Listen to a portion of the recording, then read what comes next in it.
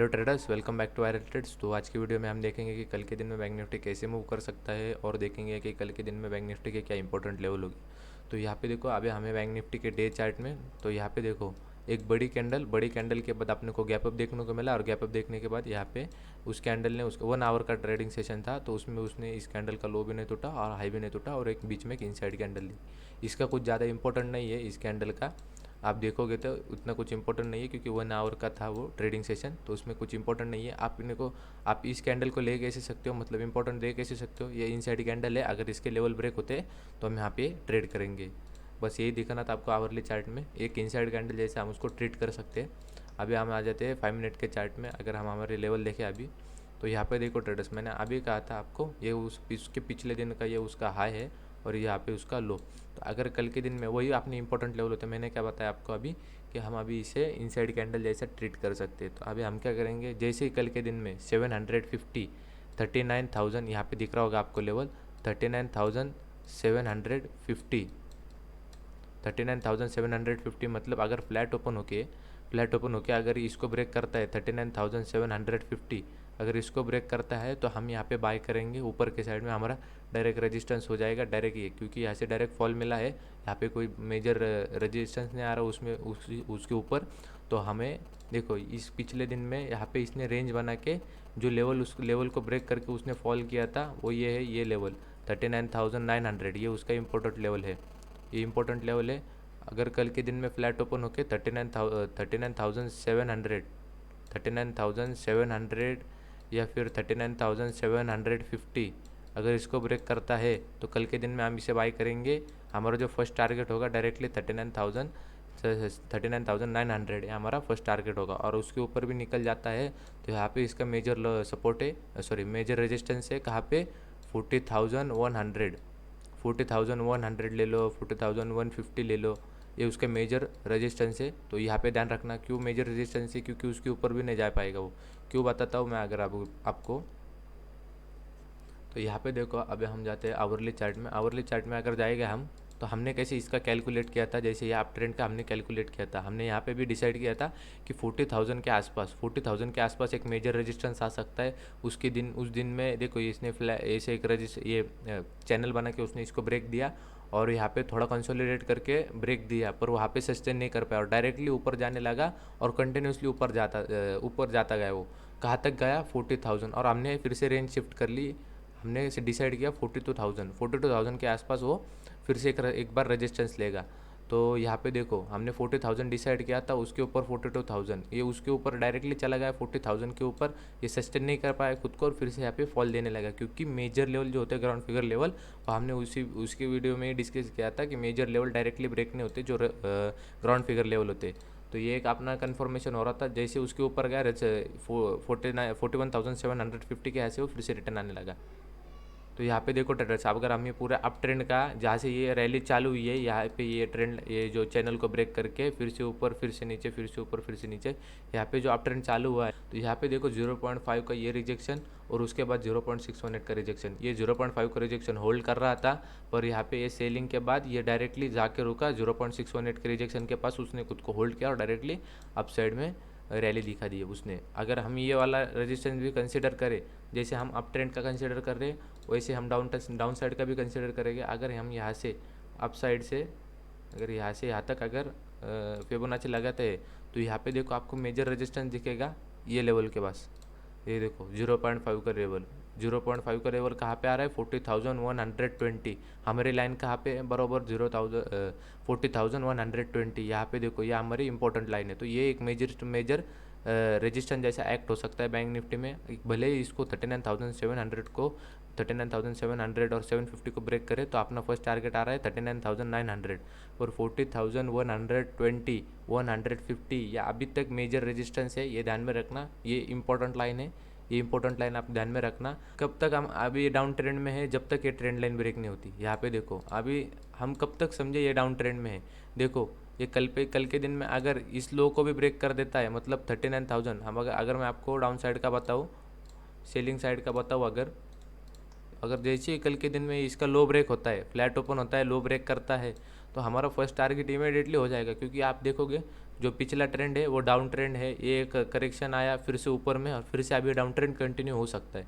तो ये भी ध्यान में रखेंगे। अगर कल के दिन में इसका लो ब्रेक होता है, क्या है वो अपना लेवल 39,500, ये 39,530, ये अगर लेवल ब्रेक होता है या फिर 39,550, अगर ये लेवल ब्रेक होता है तो हमें इमीडिएटली देखने को मिल सकता है 39,300, ये हमें इमीडिएटली देखने को मिल सकता है 39,300 हमें इमीडिएटली देखने को मिल सकता है। कब कि क्या ब्रेक होने के बाद 39,550 ये ब्रेक हो जाए तो इमीडिएटली हमारा फर्स्ट टारगेट 39,930, हमारा 39,300 हमारा फर्स्ट टारगेट हो जाएगा। और उसके नीचे भी हमारा फर्स्ट टारगेट है। अगर इसको ही डायरेक्टली ये जो स्लाइड है ऐसे देखो, ऐसे मौके आते हैं अपने को, डायरेक्टली क्या होता है ये स्लाइड कंटिन्यू करता जाता है और इम्पोर्टेंट नहीं देता लेवल को, और कहीं पे जाके रुक के फिर से वो रिवर्स हो जाता है। फिर ऐसा होता है क्योंकि डाउन ट्रेंड एकदम शार्प होता है।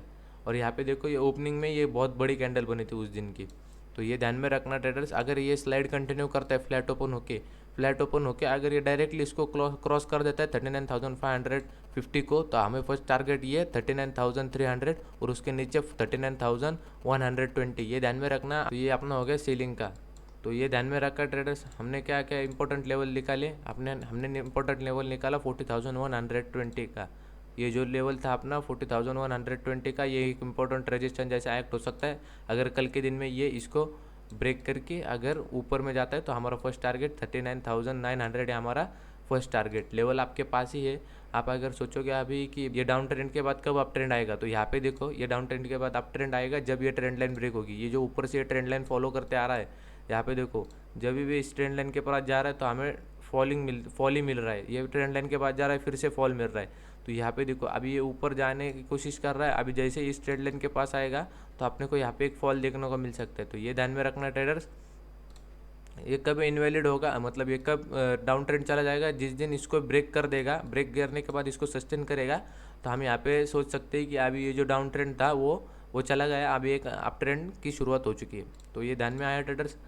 तो अगर कल के दिन में गैप अप और गैप डाउन होता है तो देखेंगे हम, जैसे जैसे प्राइस एक्शन बनाता है हम वैसे ट्रेड लेंगे। अगर कोई ट्रेड मिल रहा होगा तो मैं अपने टेलीग्राम में डाल दूंगा, टेलीग्राम की लिंक मैं डिस्क्रिप्शन में दे दूंगा। और कोई इंपॉर्टेंट लेवल मिलता है तो भी मैं टेलीग्राम पे डाल दूंगा। तो ये ध्यान में रखना। और जो लेवल थे 39,100 और जो हमारा अपसाइड में टारगेट था 39,900, और किसको ब्रेक करने के बाद आएगा 39,750, ये ब्रेक करने के बाद 39,900। डाउन साइड में कैसा है, अगर इसका लो टूटा 39,550, ये टूटा तो हमारा फर्स्ट टारगेट 39,300, उसके पीछे नीचे का टारगेट 39,120। ये ध्यान में आया। तो बस इतने सिंपल से एनालिसिस है। अगर कल के दिन में जो अपने को दिवाली का 1 आवर मिला था, अगर उसका लो ब्रेक होता है तो हम यहाँ पे सेलिंग करेंगे, हाई ब्रेक होता है तो हम बाइंग करेंगे। बस इतना सिंपल एनालिसिस था। तो ये ध्यान में रखना ट्रेडर्स। और जो ऊपर से ये ट्रेंड लाइन बन के आ रही है वो उसको भी ड्रॉ कर लेना, तो आपको पता चल जाएगा कि ये जो डाउन ट्रेंड था अभी वो चला गया है, यहाँ से एक अप ट्रेंड अभी यहाँ से कंटिन्यू हो सकता है।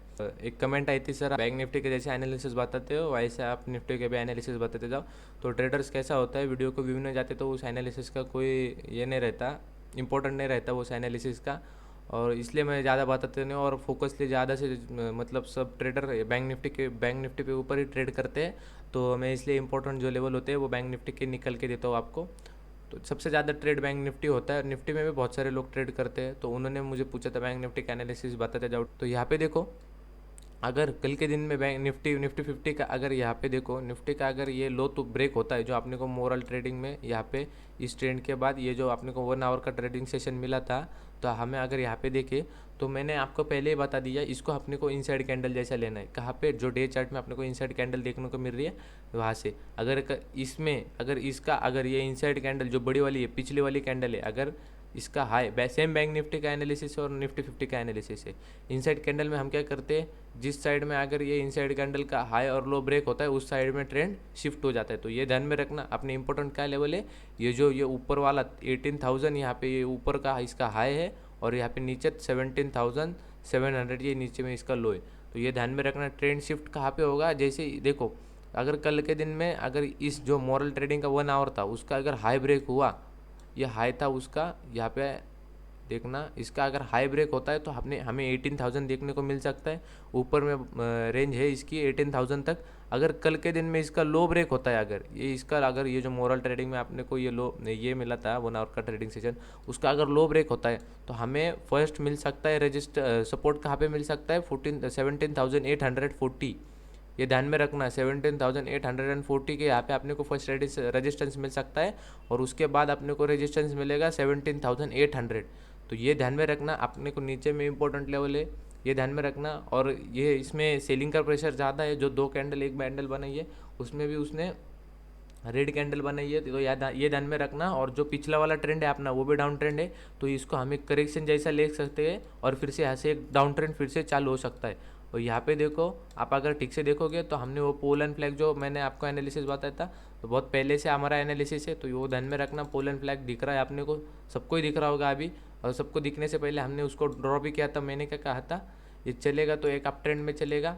निफ्टी 50 की बात नहीं कर रहा, बैंक निफ्टी की बात कर रहा हूँ मैं। एक अप ट्रेंड जैसे एक चैनल बना के फिर से नीचे आएगा। तो जब आपने 40,000 की बात की थी तभी वो पोल एंड फ्लैग के हमने बात की थी, तो ये ध्यान में रखना। तो वो सर ने कहा था निफ्टी 50 का भी एनालिसिस बताते जाओ, तो इसलिए मैंने बता दिया। एक, अगर ऊपर में इसका लो हाई ब्रेक करता है, जो वो अपने 1 आवर के ट्रेडिंग सेशन का अगर वो हाई ब्रेक करता है तो 18,000 देखने को मिल सकता है अपने को। अगर इसका लो ब्रेक करता है तो अपने को 17,840, और उसके नीचे 17,800, और उसके नीचे 17,760 ये देखने को मिल सकता है। नीचे में अपने को रूम ज़्यादा है नीचे आने के लिए, मतलब टारगेट ज़्यादा है नीचे में आने के लिए। और ओवरऑल ट्रेंड देखेंगे तो डाउन साइड है, और ये करेक्शन ये फिर से डाउन साइड आ सकता है। तो ये एक पोल एंड फ्लैग हो सकता है यहाँ पे भी, और सबको ही दिख रहा होगा अभी poll end. Thank you for watching traders.